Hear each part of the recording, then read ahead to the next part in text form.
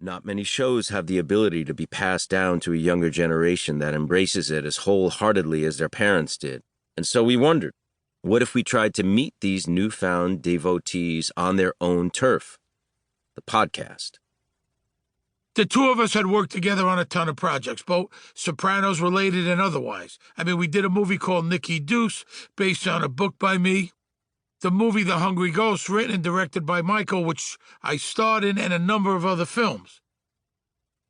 We also did a stage show along with Vinny Pastore, you know him as Big Pussy, called Conversations with the Sopranos, which we toured around the country and as far away as Australia. And we're very close friends in real life. When one of us gets to go on vacation, the other's the first one to get a call to come along and bring the family. So when the idea came up to do a podcast in which two buddies would sit down and chat, rewatch all 86 episodes of The Sopranos, and bring on all the other cast members, directors, producers, writers, everybody, from the sound guy to series creator David Chase, it seemed like a natural. It was announced, we did a whirlwind press tour, and we're ready to go into the studio to record together starting March 25th. And then COVID hit. On March 13th, the day a national emergency was declared, the day the world stopped turning for all of us, Michael was stuck in California, sick as a dog. Later, we realized he and his wife probably had come down with COVID. I was holed up with my family in my apartment in New York, depressed as hell. The thought of doing the podcast remotely never occurred to us. I mean, we didn't even know it was possible.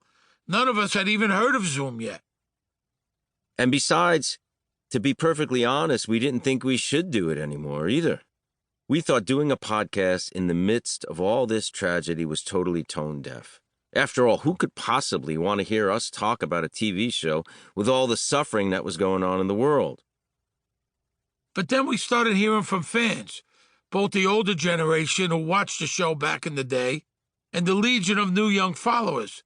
We're stuck at home, they told us. We're sheltering in place like we're supposed to. We're binge-watching The Sopranos. We're waiting for the podcast. We want you to watch it with us. Where the hell are you? And so, reluctantly, we started talking to our producers about trying to do the podcast from our homes. We had a crash course in virtual programming, in creating home studios, in setting up our lights and mics and backgrounds. I mean, we didn't even have time to talk about what the hell we were going to do once the tape started rolling. On March 30th, we just jumped into the deep end and recorded our first show. We were both depressed and worried as hell. We had a mutual friend who passed away just before we went to air. But here's what Steve said on that first podcast. If we could give you a moment of joy, I guess that's what we're doing. I'm in the house 23 hours a day. I know people have it a lot worse than I do. Listen, we'll do it for the fans. We'll do it for ourselves. We'll see what happens. And here's what happened. As soon as that first episode aired, we heard from a ton of people saying they wanted more.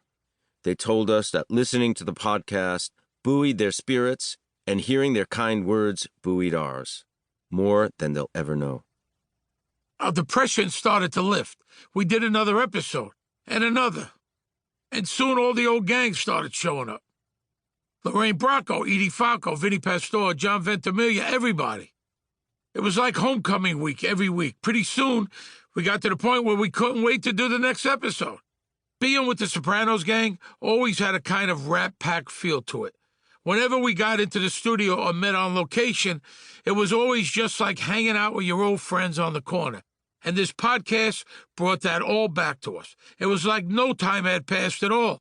Only this time, we got to bring all our fans along for the ride. So once a week, we all got to forget about our troubles for an hour or two. In the time of COVID, that meant everything to us. In the process, we got to revisit the greatest TV show ever, and in doing so, realize what made it so great. In rewatching the series all these years later, we came to an appreciation and understanding of how unique a moment in time this series represented. What an unparalleled gathering of talent, and how it changed the world of television forever. There isn't a dramatic series anywhere.